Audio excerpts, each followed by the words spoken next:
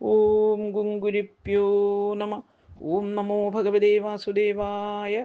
ഓം നമോ നാരായണായ. നാരായണീയം ദശകം 67, ശ്ലോകം 9-10. പീതാംബരം കരവിരാജിത ശംഖചക്രകൗമോദഗീ സരസിജം കരുണാസമുദ്രം രാധാസഹായമതിസുന്ദരമന്ദഹാസം വാതാലേശമനിശം ഹൃദി ഭാവയാമി. ശ്ലോകം 9. തഥാ വ്യഥാസങ്കുലമാനസാനാം വൃജാംഗനാനാം കരുണൈക സിന്ധു ജഗത്രയീ മോഹനാത്മാ ത്വം പ്രാദുരാസീനയി മന്ദഹാസി. അന്വയം. അർത്ഥം: ഐ കരുണൈക സിന്ധു, അല്ലയോ കരുണയ്ക്ക് ഏക ഇരിപ്പിടമേ.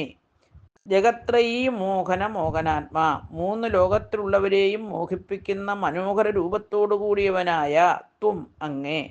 തഥാ വ്യതസങ്കുല മാനസാനാം, അപ്രകാരം ദുഃഖം കൊണ്ട് കലങ്ങിയ മനസ്സോടുകൂടിയവരായ വൃജാംഗനാനാം, ഗോപസ്ത്രീകൾക്ക് മന്ദഹാസി, മന്ദഹസിക്കുന്നവനായി പ്രാദുരാസി, പ്രത്യക്ഷപ്പെട്ടു. ഹരിവും. സാരം: ദയാസമുദ്രവും ലോകോത്തര സൗന്ദര്യധാമവുമായ ഭഗവാൻ അതിരുകടന്ന വേദന ഉള്ളിൽ പേറിക്കഴിയുന്ന ഗോപികമാരുടെ അടുക്കൽ പുഞ്ചിരി തൂക്കിക്കൊണ്ടേ പ്രത്യക്ഷപ്പെട്ടു. ഹരിവും. ഓം ഗുങ്കുരിപ്യോ നമ. ഓം നമോ ഭഗവതേ വാസുദേവായ. ഓം നമോ നാരായണായ.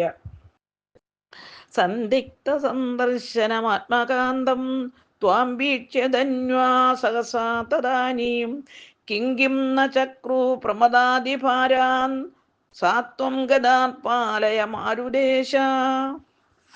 അന്വയം. അർത്ഥം: തദാനീം, അപ്പോൾ. ധന്വക, ഗോപിക സുന്ദരിമാർ.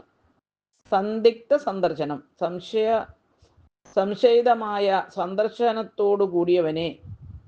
ആത്മകാന്തം, ആത്മനാഥനെ. ത്വാം, അങ്ങയെ. വീക്ഷ്യ, കണ്ടിട്ട്. സഹസ, വേഗത്തിൽ. പ്രമദാദിഭാരാൻ, സന്തോഷത്തിൻ്റെ ആധിക്യത്താൽ. കിം ന ചക്രു, എന്തെന്തു തന്നെ ചെയ്തില്ല. സാത്വം, അങ്ങനെയുള്ള അവിടുന്ന്. മാരുദേശ, അല്ലയോ ഗുരുവായൂരപ്പ. ഗതാൻ, രോഗത്തിൽ നിന്ന്. പാലിച്ചാലും. സാരം: കാണാനാകുമോ എന്ന് സംശയിക്കപ്പെട്ടിരുന്ന ഭഗവാന്റെ ദർശനത്തിൽ ഗോപസ്ത്രീകൾ കാന്തനായ ഭഗവാന്റെ സാന്നിധ്യത്താൽ അത്യധികമായ ആമോദത്തിന് പാത്രങ്ങളായി പലതും ചെയ്തു. ഹരിവും. സർവത്ര ഗോവിന്ദ നാമ സങ്കീർത്തനം. ഗോവിന്ദ ഗോവിന്ദ. 67-ാം ദശകം സമാപ്തം. ഹരിവും.